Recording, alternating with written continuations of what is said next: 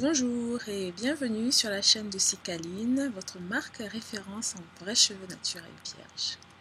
Aujourd'hui, j'aimerais parler du problème de nos cheveux crépus et métis lorsqu'on arrive en Occident, en Europe, aux États-Unis.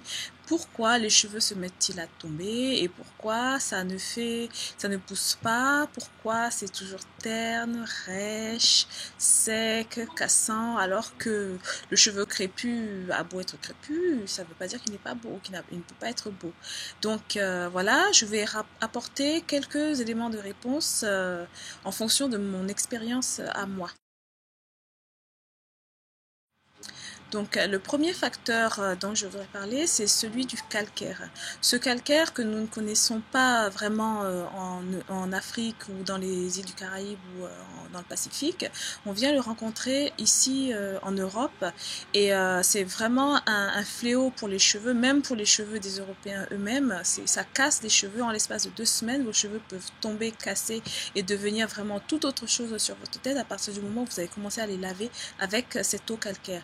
Donc tant qu'on n'a pas éliminé ce facteur calcaire, on pourra utiliser tous les produits possibles et imaginables, on pourra dépenser tout l'argent qu'on voudra, ça n'arrangera rien. Parce que tant que le calcaire sera là, on fera que de la bobologie, mais on ne fera jamais de traitement de fond. Alors, ensuite, le deuxième facteur important, c'est aussi celui de l'alimentation. Lorsqu'on arrive de nos pays africains ou caribéens, on tombe dans un milieu où nous ne retrouvons pas notre alimentation habituelle. Donc, tout est déséquilibré et on a du mal à retrouver les équivalents des apports qu'on avait avant. Et ce que nous sommes, c'est ce que nous mangeons. Donc, quelqu'un qui mange mal a les téguments qui poussent mal, qui réagissent mal et qui s'accommodent très très mal. Donc, l'alimentation est vraiment très importante dans le fonctionnement et dans la pousse des cheveux. Il faut garder ça en tête.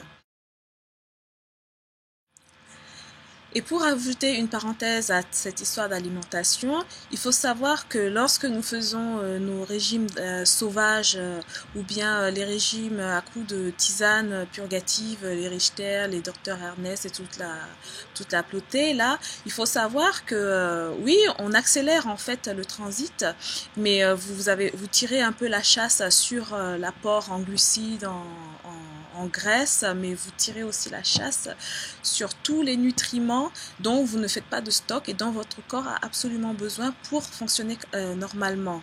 Rien qu'au niveau nerveux et au niveau des yeux, au niveau de la peau, des téguments, le fonctionnement général de votre corps, vous enlevez tous ces nutriments-là. Oui, il faut réduire les apports en graisse et en sucre, mais il ne faut pas éliminer, chasser tous les nutriments que vous prenez en mangeant. Donc faites attention à ces régimes-là et à ces tisanes-là. On y reviendra dans un autre post. Un troisième facteur important, c'est le facteur du climat. En effet, les cheveux afro et métis sont des cheveux qui se sont adaptés pendant des millénaires à ce climat, soit un climat tropical, soit un climat équatorial, mais ce n'est pas du tout adapté au climat tempéré, surtout à l'hiver. Donc pendant l'hiver, il faut trouver des stratagèmes pour protéger les cheveux de ce froid qui en fait le fait retourner dans sa coquille et l'empêche de pousser, l'empêche de s'épanouir et d'exprimer sa beauté réellement. Donc pendant l'hiver, vous avez aussi sûrement, mais on va les partager, des astuces pour couvrir les cheveux et en profiter en été.